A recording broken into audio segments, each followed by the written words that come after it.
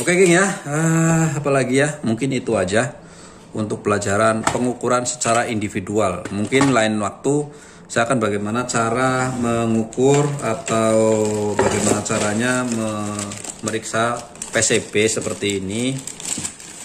Karena ini pelajaran panjang-panjang lebar, membosankan juga ya. Tapi kalau kalian ini ya jangan bosan-bosan lah. Namanya belajar itu ya membosankan. Kalau nggak hari ini nggak sempat, besok lagi ulangin lagi. Namanya belajar, kadang-kadang harus ada moodnya. Nah, misalkan PCB seperti ini, ada PCB kita menemukan TV, bongkar TV dan sebagainya, kan kita tidak mungkin membongkar satu persatu.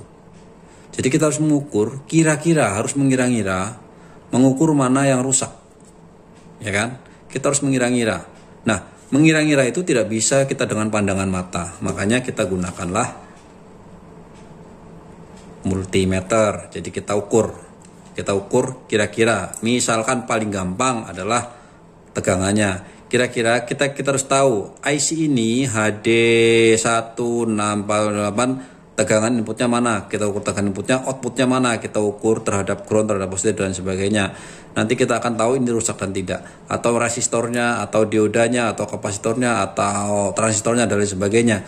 Ada yang bisa dibaca langsung dari sini, ada yang tidak. Jadi kalau kalian contoh misalkan tadi transistor, kita ukur yang ini diam, yang ini gerak satu ke sini udah ketahuan, tapi dibalik akan ada gerak sedikit, belum tentu transistornya rusak karena dia berupa satu sistem. Ya, kalau independen seperti tadi ini, independen memang iya dibalik nggak boleh ada. Tapi kalau di PCB seperti ini dibalik pasti ada, walaupun sedikit karena dia sistem.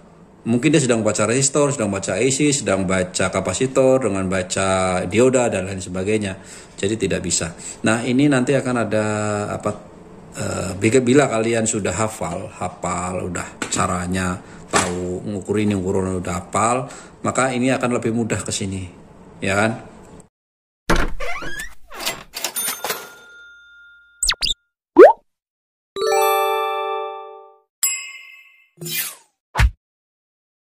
Halo guys, ketemu lagi dengan channel Iptek 51. Video kali ini kembali ke elektronika.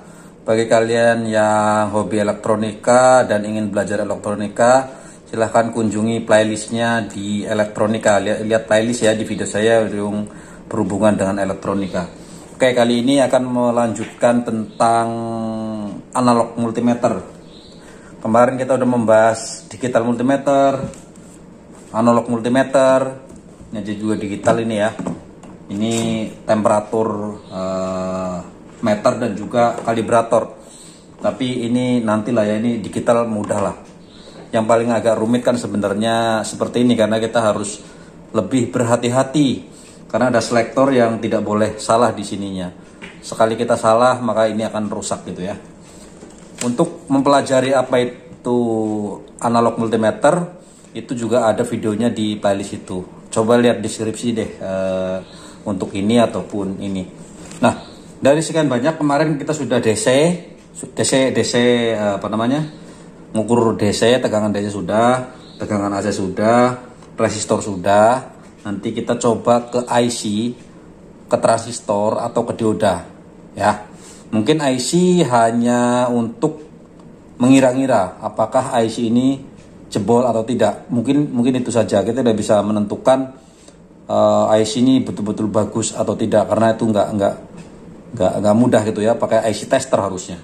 Tapi kalau transistor baik NPN maupun PNP itu bisa, dioda itu bisa, LED bisa, terus potensiometer dan sebagainya. Nanti kita coba deh ya. Oke, langsung saja. Ya, di sini ada rak komponen ya. Jika kalian lihat ini ada kapasitor. Sebenarnya dulunya sih sudah IC ini, ini cuman kebetulan dikeluarkan lagi nggak menjadi sekarang. Ini harusnya IC dipakai untuk naruh kapasitor. Ini kapasitor semua nih udah tuh. Padahal ya tulisannya IC tuh, IC-nya dikeluarin. Ini kapasitor. Kemudian ini transistor, ini masih sesuai.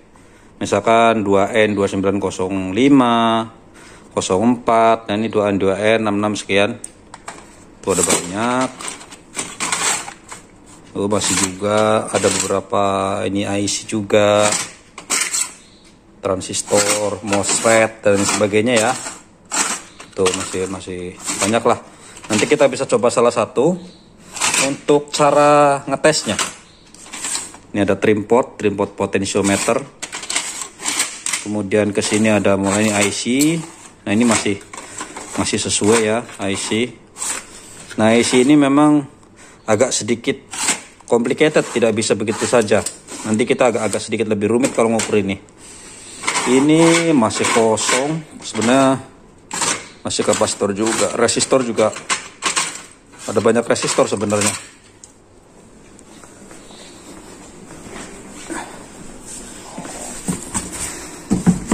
Karena kemarin, nah ini salah satunya, ini kemarin dikeluarin. Jadi campur-campur begini ya, ini banyak sih tuh. Resistor jadul ya. Tuh masih banyak resistor zaman dulu, resistor lama. Oke, kita coba langsung saja bagaimana caranya. Oke ya, ini ada banyak jenis transistor. Nah, kita seperti ini. Ada part numbernya ya, serial number lah kalau kita bilang, umumnya seri numbernya, padahal itu part number sebenarnya. Oke, ini ada juga beberapa. Nah, sekarang bagaimana cara mengukurnya atau menentukan apakah itu PNP atau NPN. Oke, seperti biasa, ini di sini ya selektor, jangan lupa. Kalau bisa dikali 10, lebih enak kali 10 ya, standar soalnya. Jangan lupa kita satukan dulu, kita kalibrasi. Jika ini sudah tidak ke sini, berarti baterainya kalian harus tukar. Contoh seperti ini, kita kalibrasi sudah nggak sampai, udah mentok kanan nih, habis, nggak sampai kan, berarti baterainya sudah habis, baterainya sudah mulai berkurang, makanya kita gunakan atasnya. Ini masih bisa. Kalau sini nggak bisa ya ganti aja baterainya.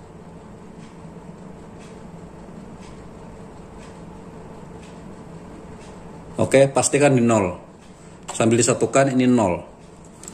Oke, kita ambil salah satu. Misalkan kita tidak tahu, ini ada 3 kaki ya.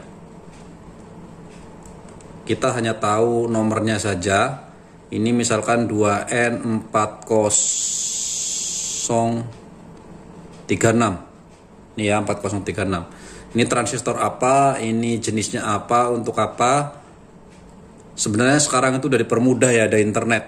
Tinggal ketik aja 2N4036 datasheet, udah ada di sana semuanya.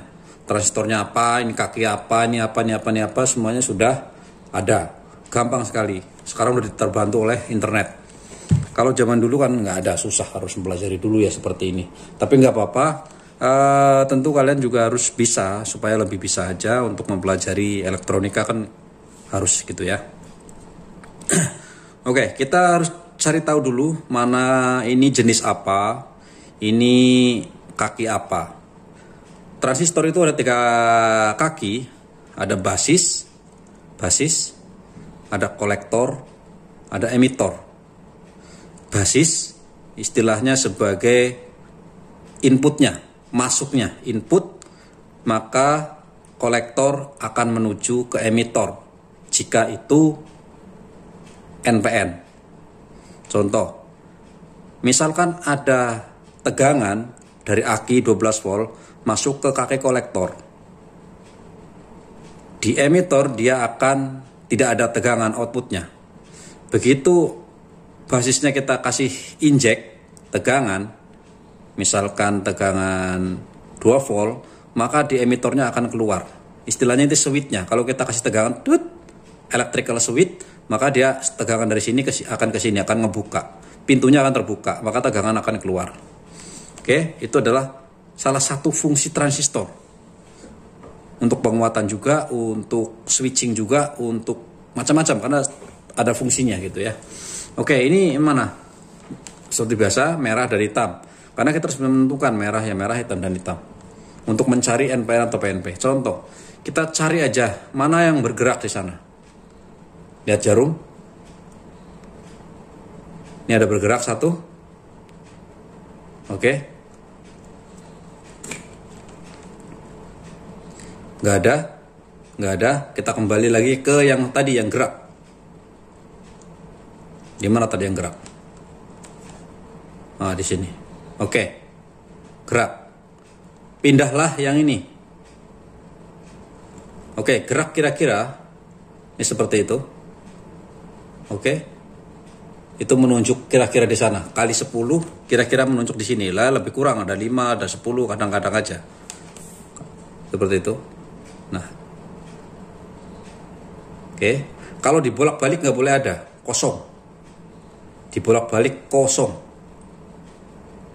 Hanya boleh satu arah aja tadi. Nah, seperti ini. Nah, oke, perhatikan. Ini menentukan. Jika yang merah diam, ini yang merah ya. Yang merah diam, artinya yang merah itu diam seperti ini. Diam di kaki yang satu. Yang hitam bergerak, geser satu ke sini gerak, geser ke sini bergerak. Ini adalah PNP. Ini ya, transistor PNP. Ingat, PNP itu kalau pakai analog itu yang diam yang merah, yang ini yang gerak ke kaki satu dan kaki satunya. Jadi kaki basisnya di sini, kaki basisnya diam. Ini kaki emitor dan kolektor dia harus itu jalan. Dibalik tidak boleh ada. Kalau ada, walaupun sedikit berarti rusak. Oke, kalian bisa cek. Ini transistor PNP atau bukan, 2N4036 di internet. Ini adalah PNP transistor. Oke, seperti itu ya. Nah, untuk transistor kaleng menentukan, ini udah ketahuan basis ya. Karena yang diam tadi adalah basis, sudah ketemu basis. Nah, mana emitor, mana kolektor. Kalau kaleng seperti ini ada centilan nih, cenilan. Kalau pentil, ya cenilah nih. Ini tanda nih, ini cenilan nih. Ini adalah emitor. Yang ini. Oke. Ini emitor. Yang ini kolektornya nih. Berarti basis, kolektor, dan emitor. Yang ini. Kita cek yang lain. Kita coba yang lain. Selanjutnya. Ini untuk bisa ngetahuin ya. Sekarang geser ke sini. Nah, ini beda ya. Ingat. Kalau kita ke sini nggak ada, ke sini nggak ada, ke sini nggak ada. Mana yang ada? Nah, ini ada. Nah. Oke. Kebalik aja dari PNP, kebalikannya. Tadi basis yang diam itu adalah merah. Sekarang yang diam, ini yang di tengah kaki tengah ini diam. Ada gerak, ada gerak. Ada gerak, ada gerak. Berarti ini adalah NPN, transistor NPN. Ingat, apapun itu transistornya, kalau yang diam adalah yang ini, berarti ini adalah basis. Ini basis. Jenisnya NPN. Sekarang apa bedanya NPN sama PNP sih tadi? Oke, kita lebih gampangnya ngomong ya. Teorinya silahkan dicari di Google, itu banyak sekali. Tapi simpelnya begini. Satu NPN, satu PNP. Ini sama-sama ya. Ini basis. Ini emitor, ini kolektor, ini kolektor. Bedanya NPN sama PNP gimana? Kalau NPN, oke, ini PNP, ini NPN. Kalau NPN, kolektor yang kaki ini, itu adalah positif. Kolektornya positif. Kalau PNP, positifnya adalah emitor. Pasti. Kalau NPN, inputnya positif. Kalau PNP, inputnya negatif. Jadi kalau kita injek tegangan plus, ya nggak keluar. Tapi kalau tegangan min, dia akan keluar, baru keluar. Itu PNP. Kalau NPN, injeknya plus. Itu ya. Oke, itu untuk NPN dan PNP. Kita coba contoh lain. Nah, ini ada D313. Kita cari lagi tutupannya. Ini nggak gerak, kita balik. Nah, itu gerak. Enggak, oh berarti ke sini. Yang hitam diam di sini. Ini bergerak, ini bergerak. Oke, dipastikan ini adalah basis. Kaki ini basis. Silahkan cek di Google D313 datasheet. Ini adalah basis. Oke. Nah, mana emitor, mana kolektor? Jika ada heatsink seperti ini, heatsink yang berhubungan dengan heatsink adalah kolektor. Pasti. Yang berhubungan, ini seperti ini. Itu hubung ya. Kalau 0 itu berarti short, hubung, terhubung. Ini sama ini terhubung. Jadi yang terhubung dengan heatsink adalah kolektor. Pasti. Yang lain lagi. Yang ini coba kita cari dulu. Enggak juga, berarti mungkin yang ini diam, ini gerak. Oke, yang ini kebalikan dari D313. D313 tadi kan yang diam, yang hitam, yang ini yang merah, yang diam, berarti ini NPN. PNP, yang ini PNP, karena yang diam tuh yang merah. Sama, ini kolektor, ini emitor, yang ini berhubungan dengan heatsink adalah kolektor. Oke, di sini transistor jenis ini juga sama aja, sama. Ini masih sama untuk menentukan kolektor yang berhubungan dengan besi di sini. Ukur aja. Umumnya juga yang ini yang tengah. Kalau seperti ini, basis umumnya sebelah kiri, kolektor sebelah tengah, emitor sebelah kanan. Umum, nggak semua tapi umum. Nah, ini kalian sering juga kalian namanya transistor jengkolan. Biasanya kalau main-main OCL seperti ini, itu pasti tahu lah ya, jengkolan. Ini sama seperti ini, seperti tadi. Kita cari. Oke, yang merah diam, berarti ini basisnya, ini emitor, yang ini kolektor, bodinya kolektor. Ini adalah PNP. Ini transistor PNP ini. Ini ada MJ12005. Kita coba lagi, kita cari. Oke. Yang diam adalah hitam, berarti ini NPN. Ini lagi IRF C130. Nggak ada. Berarti ini bukan transistor. Ya, bukan transistor karena nggak ada. Kemungkinan adalah MOSFET IRF 130. Silahkan cek di Google. Pasti dia MOSFET. Sarung ukur MOSFET sebenarnya seperti ini aja. Kita sentuh sininya. Set. Harus ada. Kalau kita reset, kita buang nih. Kita reset dulu kakinya. Dua kaki ini reset atau kita gosok ke besi jadi.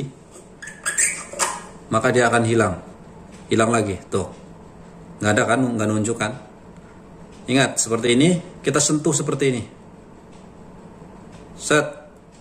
Sentuh aja. Tuh. Senggol. Kita on kan. Dia otomatis on. Nah itu ya. Nah itu kan ini, kalau ini memang ada. Yang tadi seperti ini ada. Ini kan memang ada kan. Kalau dibalik enggak boleh ada. Itu adalah MOSFET. Oke, kalau transistor itu adalah basis, kolektor, dan emitor. Kalau MOSFET berbeda.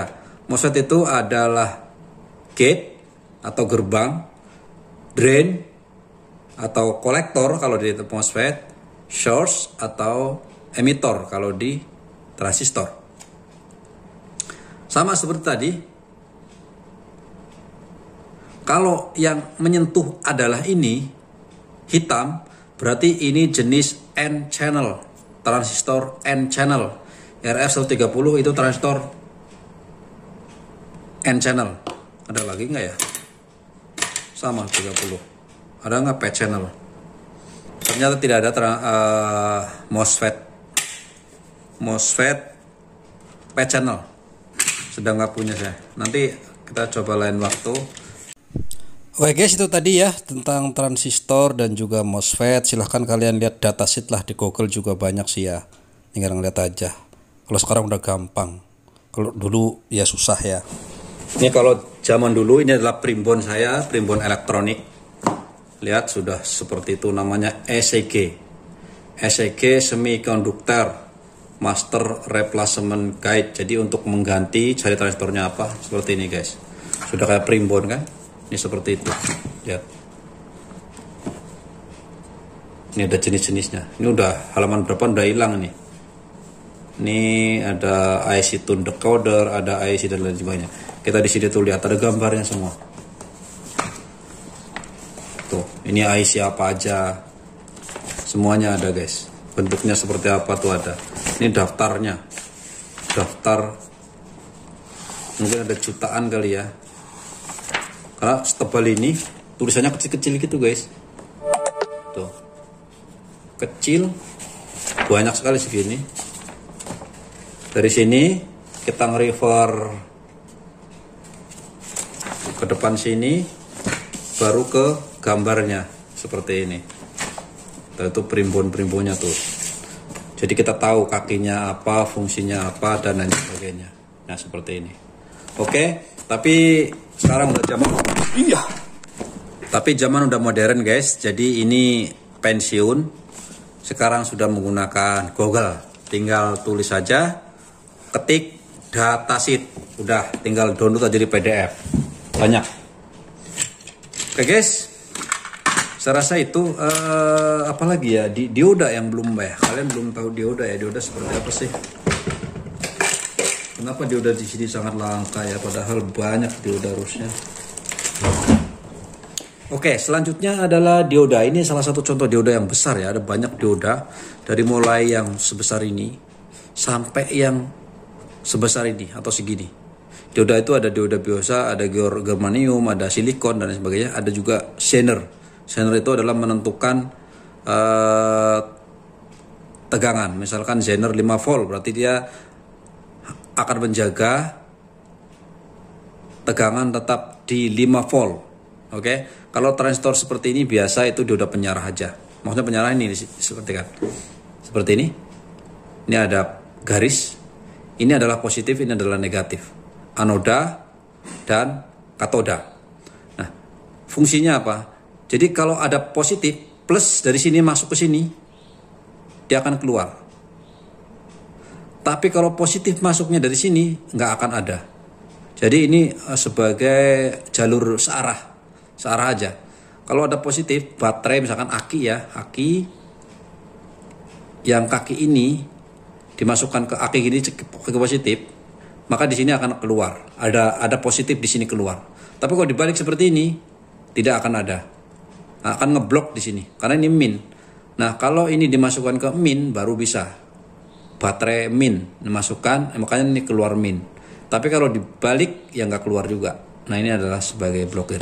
Nah, untuk menentukan dioda itu bagus atau tidak gampang aja seperti ini. Oke, sama sentuhkan seperti ini. Oke. Dibalik tidak boleh ada. Kalau nggak ada ya bagus. Bagaimana menentukan anoda dan katoda, positif atau negatif? Ya dari garisnya ini. Kalau ada garisnya, berarti sini negatif, ini positif. Ya, maksudnya apa? Jadi ini negatif itu ini yang keluar input negatif. Ini input positif. Ya, anoda dan katoda. Nah seperti ini itu gerak. Jadi kalau ini nggak ada, udah hilang misalkan kan hilang nih, garis-garisnya hilang. Yang merah kalau untuk analog pakai analog, karena kalau digital kebalikannya ya, semua kebalikannya, transistor, MOSFET apa semua kebalikannya. Jadi kalau ini belajar analog yang merah seperti ini, berarti ini adalah negatifnya. Negatif. Kalau kita bikin trafo, bikin power supply. Berarti kalau kita colok seperti ini, kalau kita mau keluarnya min, berarti masangnya harus seperti ini.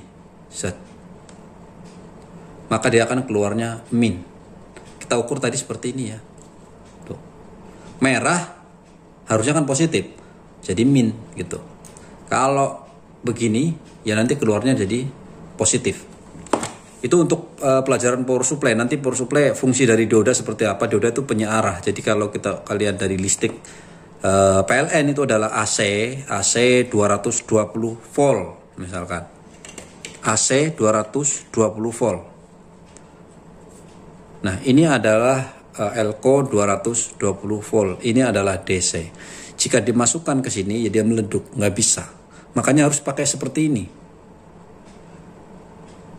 Ini adalah min, ini adalah positif. Dia pasang seperti ini, dia masang ke PLN misalkan. Tapi ini 200 ya, sedangkan PLN 220, nggak kuat ini. Ada di kayak gini yang 400 volt seperti ini. Sama seperti bikin power supply misalkan chargeran aki, chargeran handphone dan sebagainya.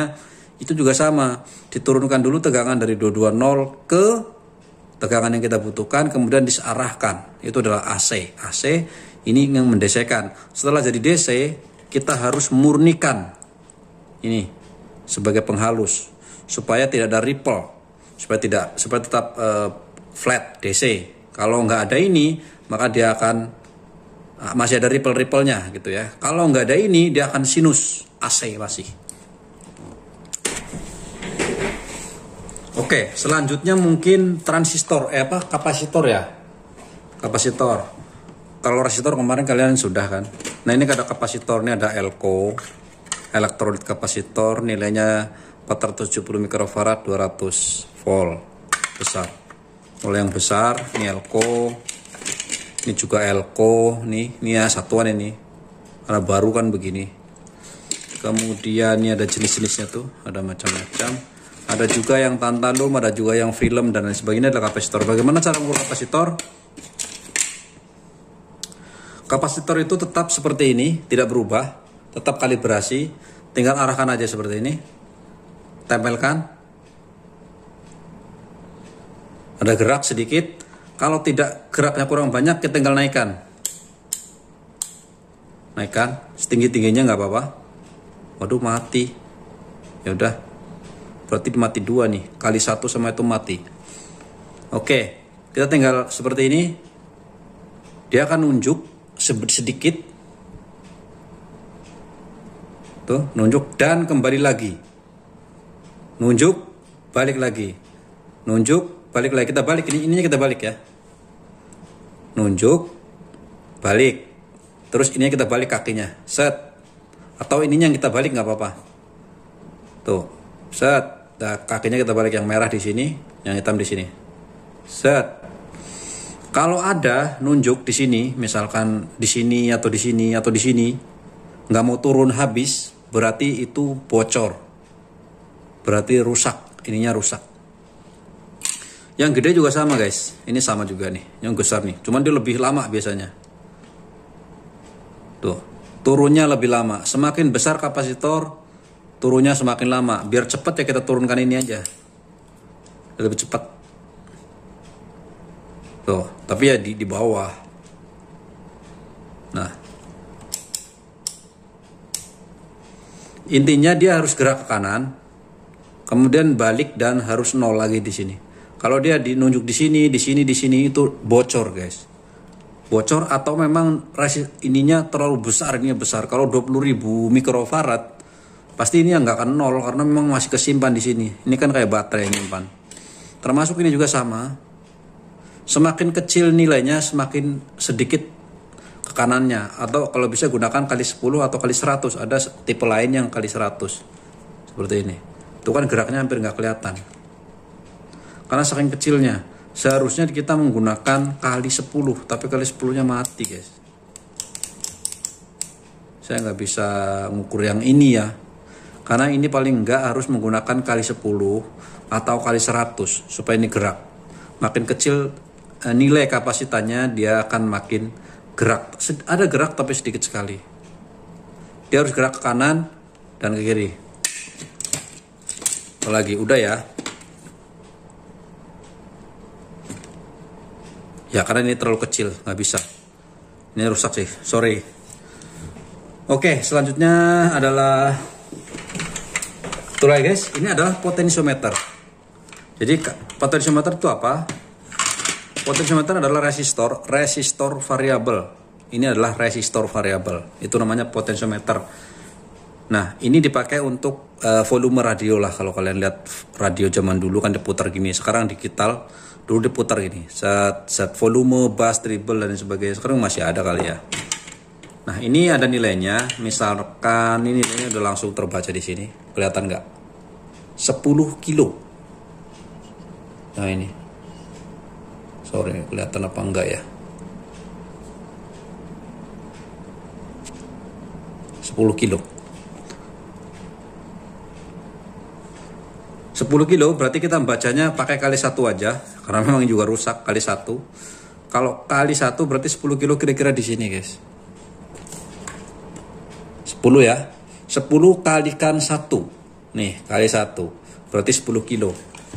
Nah, 10 kilo kiri dengan kanan kiri nih, ini adalah yang diam. Nah, yang tengah bergeser. Kita coba ya. Pinggir kiri dengan pinggir tengah. Dengan tengah. Pinggir tengah. Kiri dengan tengah. Lihat. Dan nunjuk. Saya putar ke kiri, dia makin 0. 0 maksudnya short. 0. Dari sini ke sini 0. Mentok. Muter, coba set gitu. Oke, habis. Kita coba kali 100. 100 kali 100 dikalikan 100. Ini 100 ya. 100 kali 100 berarti kan 10 ribu. Nah, ini kita maksudnya biar agak jauh kelihatannya. Lihat. Ini saya putar ke kiri, dia makin 0. Tuh. Sebaliknya, kalau ini tengahnya di sini, ini di kanan, dia akan arah sebaliknya. Kalau ke kanan dia makin 0. Ke kiri makin tinggi. Oke, itu adalah potensio. Semuanya begitu, potensio sama. Ada trim pot, ada potensiometer seperti ini, ada yang bertingkat dan lain sebagainya. Potensio sama aja. Oke, selanjutnya ini sama. Ini adalah potensio juga. 10 kilo juga. Cuman bedanya ini menggunakan obeng. Seperti ini. Kita harus putar pakai obeng. Sama, ini namanya trimmer potensiometer. Ini putarannya banyak banget. 10 putaran namanya.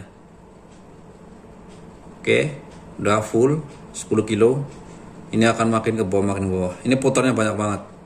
Ini untuk mengatur resistan atau tegangan atau bisa frekuensi atau sinyal secara halus gitu ya, bisa halus. Kalau tadi kan set udah sekali, yang ini banyak. Oke geng ya, apalagi ya, mungkin itu aja untuk pelajaran pengukuran secara individual. Mungkin lain waktu saya akan bagaimana cara mengukur atau bagaimana caranya memeriksa PCB seperti ini. Karena ini pelajaran panjang-panjang lebar, membosankan juga ya. Tapi kalau kalian ini ya jangan bosan-bosan lah. Namanya belajar itu ya membosankan. Kalau nggak hari ini nggak sempat, besok lagi ulangin lagi. Namanya belajar. Kadang-kadang harus ada moodnya. Nah, misalkan PCB seperti ini, ada PCB kita menemukan TV, bongkar TV dan sebagainya, kan kita tidak mungkin membongkar satu persatu.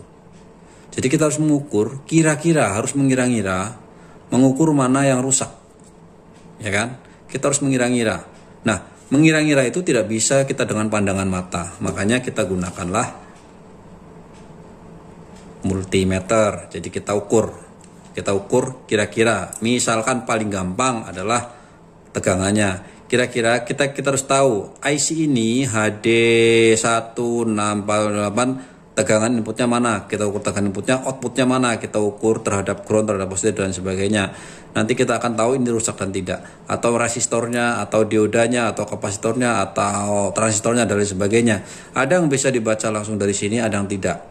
Jadi kalau kalian contoh misalkan tadi transistor, kita ukur yang ini diam, yang ini gerak satu ke sini udah ketahuan, tapi dibalik akan ada gerak sedikit, belum tentu transistornya rusak karena dia berupa satu sistem. Ya, kalau independen seperti tadi ini, independen memang iya dibalik nggak boleh ada. Tapi kalau di PCB seperti ini dibalik pasti ada, walaupun sedikit karena dia sistem. Mungkin dia sedang baca resistor, sedang baca AC, sedang baca kapasitor dengan baca dioda dan lain sebagainya. Jadi tidak bisa. Nah, ini nanti akan ada bila kalian sudah hafal udah caranya, tahu ngukur ini ngukur udah hafal, maka ini akan lebih mudah ke sini, ya kan? Oke, mungkin di lain waktu nanti saya akan coba kalian untuk membaca seperti ini. Kalau mudah-mudahan kalian masih berminat untuk belajar elektronika ya. Sini sekalian nanti cara membaca skematiknya. Nah, jadi biar kalian bisa mengevaluasi, misalkan datangnya PCB seperti ini, kita kan bingung, lah inputnya mana ini? Inputnya mana, fungsinya apa, dan lain sebagainya.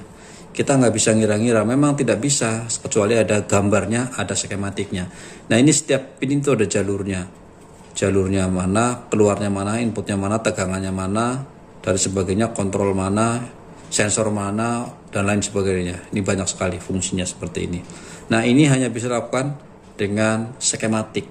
Nah, kalau tidak ada skematik, kita harus melacaknya, harus trace dari kaki ini dia menuju ke kaki mana, difungsikan buat apa nantinya. Kita bisa mengira-ngira. Makanya biar kita tahu inputnya yang mana, minimal kita tahu inputnya tegangan. Karena strom itu harus ada plus dan minus. Kita bisa melacak tegangan kemana perginya supaya kita bisa melacak IC ini semua.